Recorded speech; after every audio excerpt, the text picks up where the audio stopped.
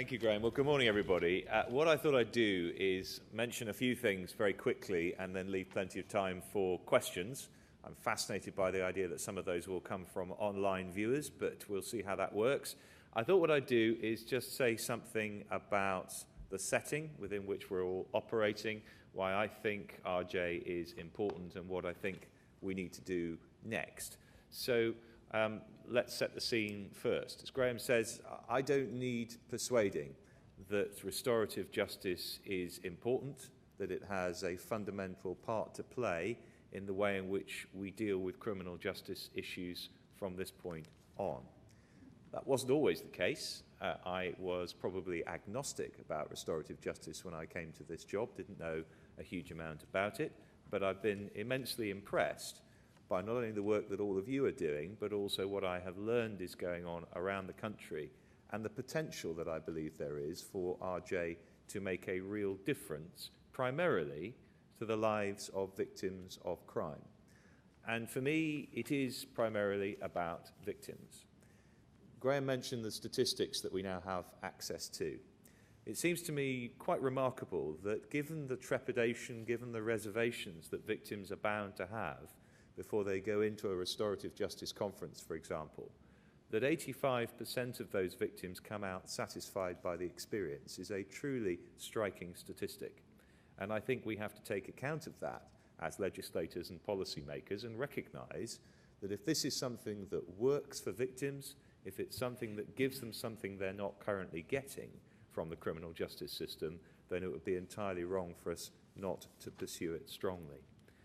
It's not just, of course, the benefits for victims. There are also clear reoffending benefits.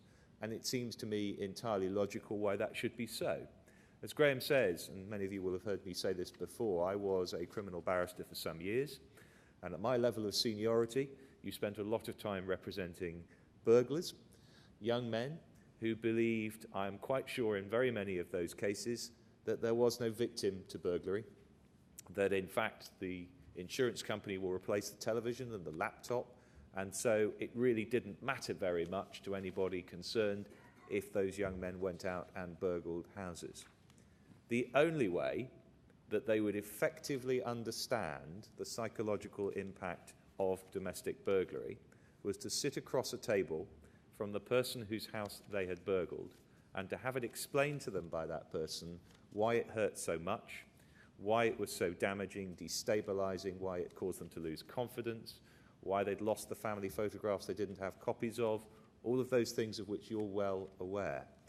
And so I think back every time we talk about the reoffending benefits of restorative justice programs to those young men that I represented, and it's clear to me what those benefits are likely to be.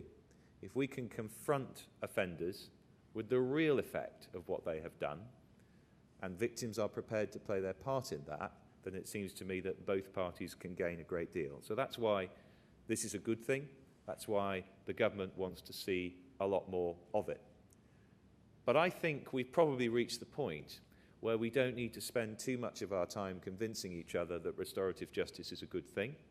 We're seeing more conversation about restorative justice, not just in seminars like this, but in the press and in the public more generally, and that's a very positive development. But I think we then have to turn our thoughts to what, therefore, are the next challenges. And it seems to me there are two preeminent challenges that we have to address. One is, how do we ensure that the maximum number of victims who want access to restorative justice can get access to it? So the first challenge is about capacity. And the second challenge is about quality. So let me say a word or two, first of all, about capacity. As Graham mentioned, the government is ensuring, through the Crime and Courts Bill, that whenever a victim decides that he or she is ready to take part in a restorative justice process, they'll be able to do so.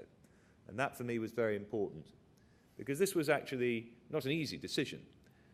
There is bound to be a suggestion that if you allow for a restorative justice conference, for example, to take place between conviction and sentence, there are those who will say, yes, this is just an opportunity for the offender to say sorry, be nice to the victim, and get a few months knocked off the sentence. And it's very important that every time I talk about this, and every time we all talk about this, we make it clear that that's not what this is about. It doesn't follow that if someone engages in restorative justice, there's some sort of automatic discount on sentence, and we must be clear about that. But there is no reason why the way in which an offender has engaged with restorative justice shouldn't be information that's passed on to the sentencer, because of course it's a double-edged sword. If they do it well, and the victim is able to say to the sentencer, I got a lot out of it, then that's useful information. But it's equally useful information if you're a sentencer, if someone has said, I want to engage in restorative justice, and then not done it properly, sat in the room with their arms folded, or worse yet, made the situation even more painful for the victim concerned. So yes, we want offenders to engage with restorative justice, but we must make sure that there's no expectation that simply because they do so, there's an automatic discount on the sentence. But nonetheless, as I say, it seemed to me the right decision to allow for that pre-sentence restorative justice to happen, so that there would never be a scenario in which a victim would say, I'm now ready. I wasn't before, but I'm ready now. And we have to say to them, well, I'm sorry, but you'll just have to wait for a few months until the sentencing process is over. That seems to me to be the wrong place to be in. So capacity is vital. Not just allowing for restorative justice to happen at any stage in the process, but crucially making sure that when those victims are ready to say, I want to take part in restorative justice, that we have some restorative justice to give them, that there are people and places they can go to in order to receive that sort of help.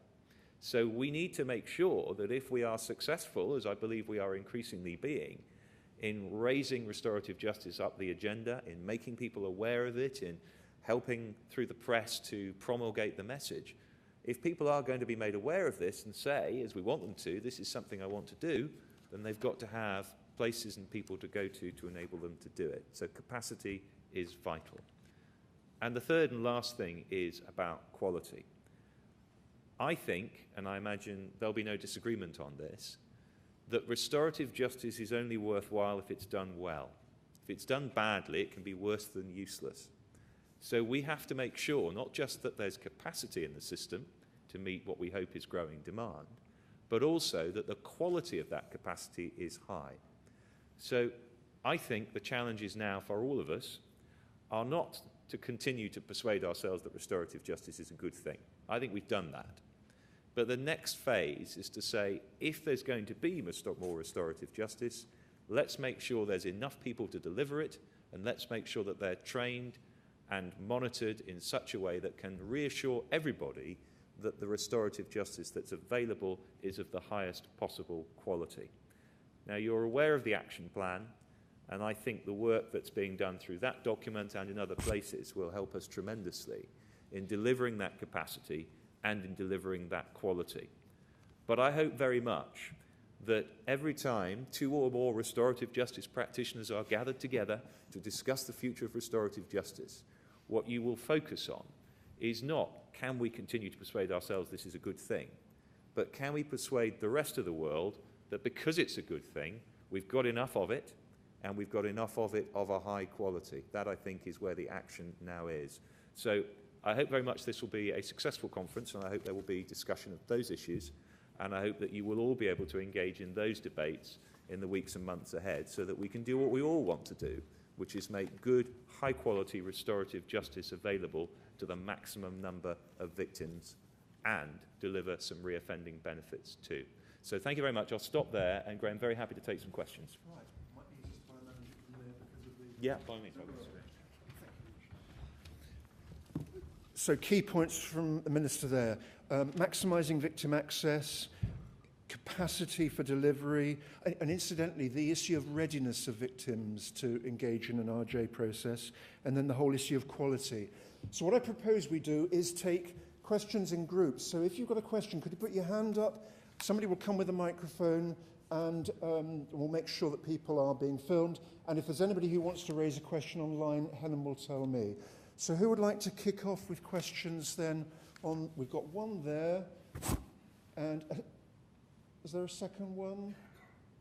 So we can take your question. So if you'd like to say who you are, where you're from, if you wouldn't mind standing up, sir. Thank you. Yes, my name is Joe Pope. I'm a Senior Probation Officer in Surrey and Sussex Probation Trust. Mr. Wright, what I wanted to ask you is about the future of restorative justice in the work of the probation service, because you'll be aware with the probation review, Chris Grading's and I dare say your own plans, and probation service is going to have a much, in many ways, reduced role in criminal justice. And I think it would be interesting just to hear where you think restorative justice would fit into our future brief. Yeah. I think the important point to make about the changes that we're discussing within the delivery of rehabilitation and probation services more generally is that it is premised on the idea that you reward what works.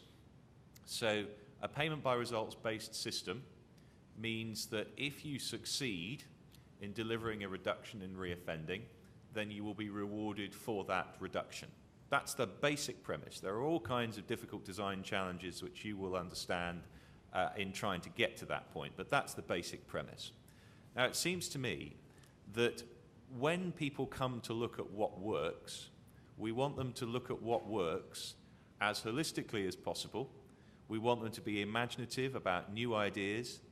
And I think if we ask people to do that, then once they come to look at restorative justice and they come to look at some of the statistics that we've been discussing already this morning, they will see that this is not just a pie-in-the-sky good theory, it's a very pragmatic way of delivering good services to victims and reoffending benefits.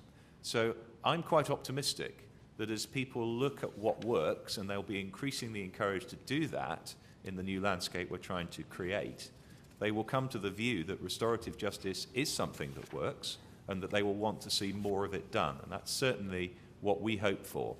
So let's see, but I think that we'll probably see greater demand for restorative justice in this new landscape even than there is now. But then, of course, we come back to the other points I was making about being ready to deliver on that demand. And I think that's really where the challenge now is. Thank you. Second question. Do we have anything online, Helen? Okay. Getting off lightly. Question at the back there. We got any others? Thank you. Hello, I'm Polly Botsford. I'm a reporter today from the International Bar Association, and I wanted to ask Jeremy about resource, because a lot of fantastic things can be done, but they need resources to do them. Does the government have anything to comment on that? Yes, well, resources, you say, is always a challenge. But what we think is that, and this is inevitably educated guesswork, because you're trying to work out how many people will come forward to take advantage of restorative justice practices so that you can estimate how much it's all going to cost.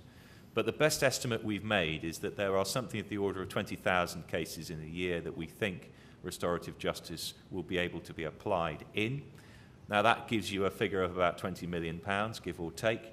And what we want to look at is a whole range of ways in which we can fund that. But one idea worth pursuing, it seems to us, is to look at the victim surcharge. This is, as I've made clear, predominantly, for me at least, about benefits to victims.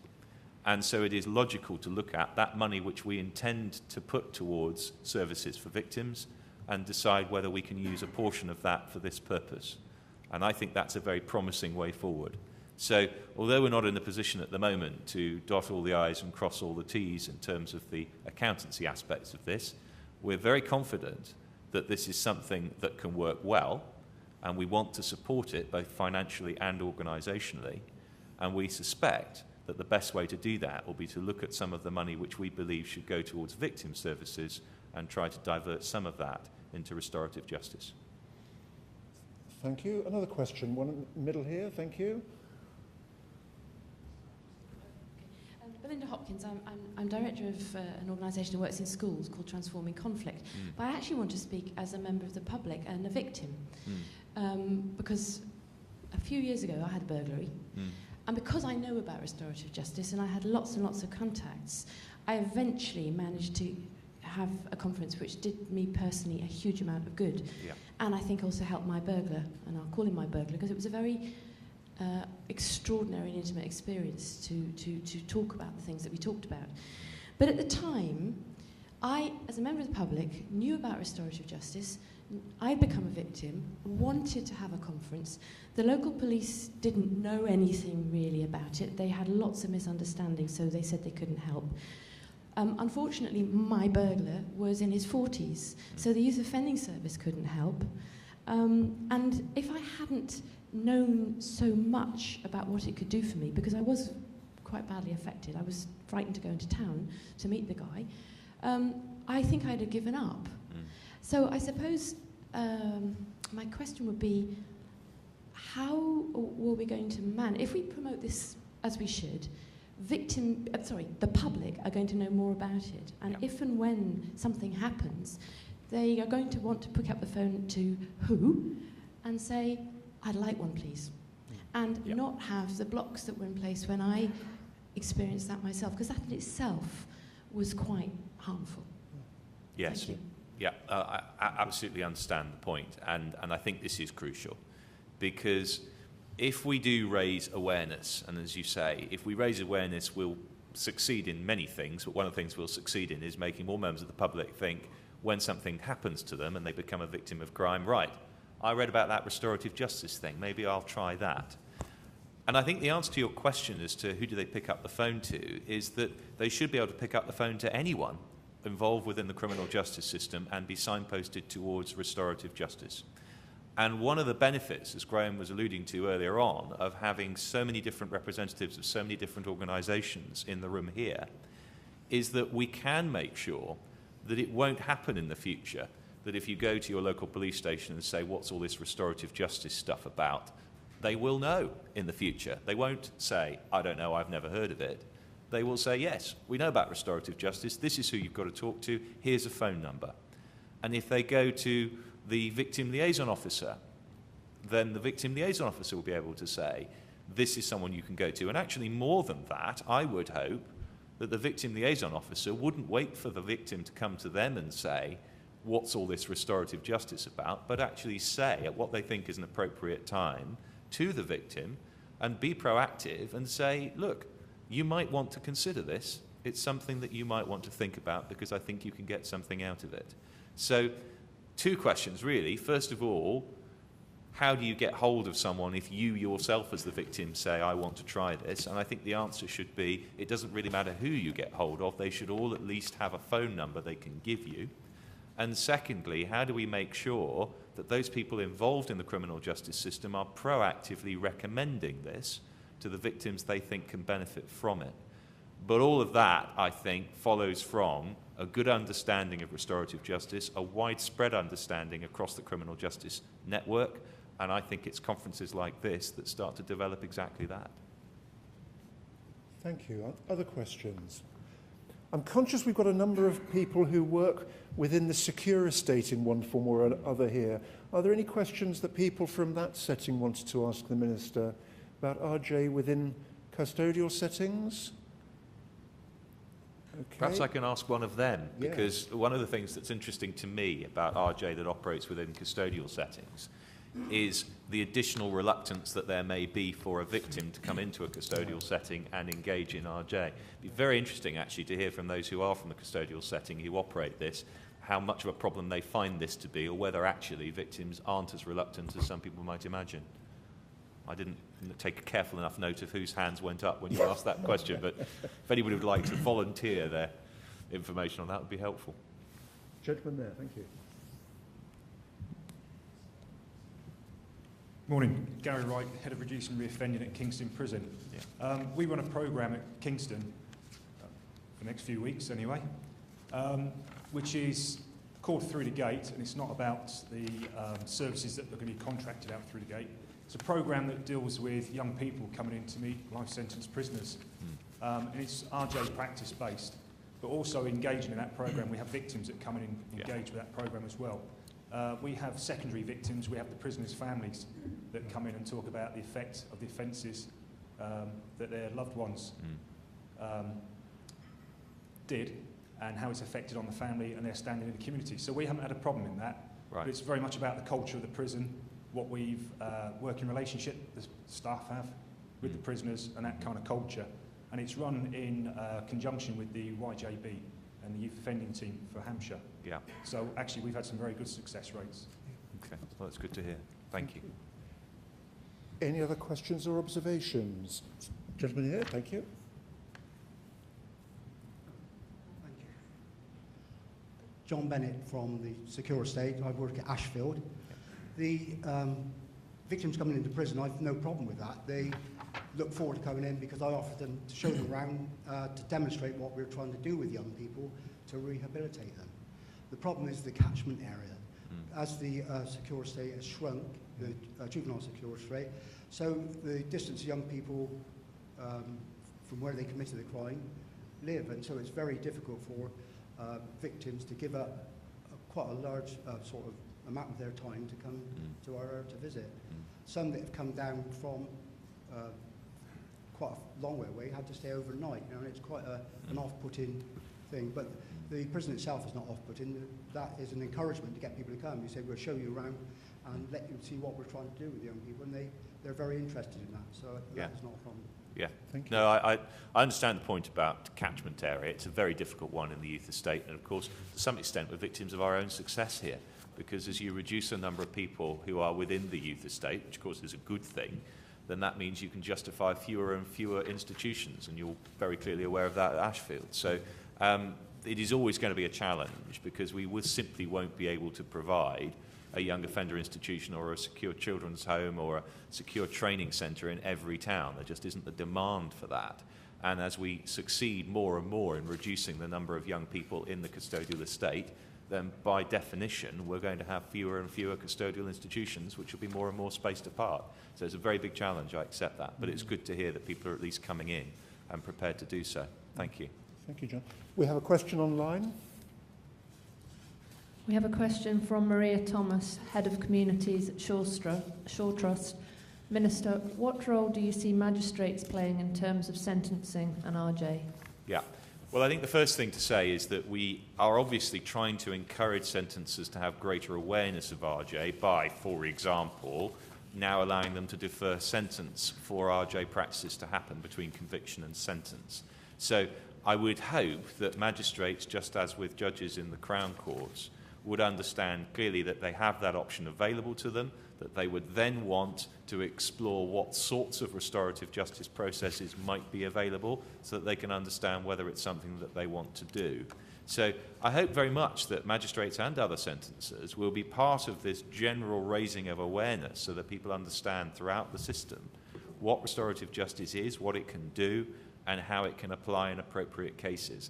And I think the signals we send by, for example, saying that we want specifically restorative justice to be a reason for deferring sentence is the way in which we persuade sentencers that this is something that they ought to look at. But again, I need to make it clear every time we discuss this subject that what is not being said is that restorative justice is a key feature of the sentencing process. It happens in parallel with the sentencing process, not as part of it. And I would want that to be made very clear to sentencers as well, as I think many sentencers understand. So I think magistrates will have a key role in this, just as sentencers in other courts will, but it's making them aware of what's available, what it can do, and how you determine the appropriate cases where it can best be used. Maria, thank you for the question, and you'll note that later on Richard from Magistrates Association will be discussing the issue of sentencing then, so a chance to reflect further, Richard, later on. One final question from either online or from the floor. Remember the Minister's challenge to us, where two restorative justice people are gathered together, don't say, why aren't we doing more, but your focus on access, quality and capacity. Any questions related to those themes people want to ask? Anything more online, Helen? No, okay. Well, Minister, thank you very much indeed for coming this morning. Much appreciated. And we'll look forward to further developments over the course of the next year or so. You've given a real challenge to us about the quality of what we do, but also let's not focus on that issue of the readiness of victims to take part. The question that you were raising, Belinda, about what's the right time for the individual to take part in this, and John's question as well. We've got to make sure it's being done when the victims are ready for the process to take place. So on behalf of all of us, Minister, thank you very much indeed for coming. A round of applause to show our appreciation. Thank you. Indeed. Thank you.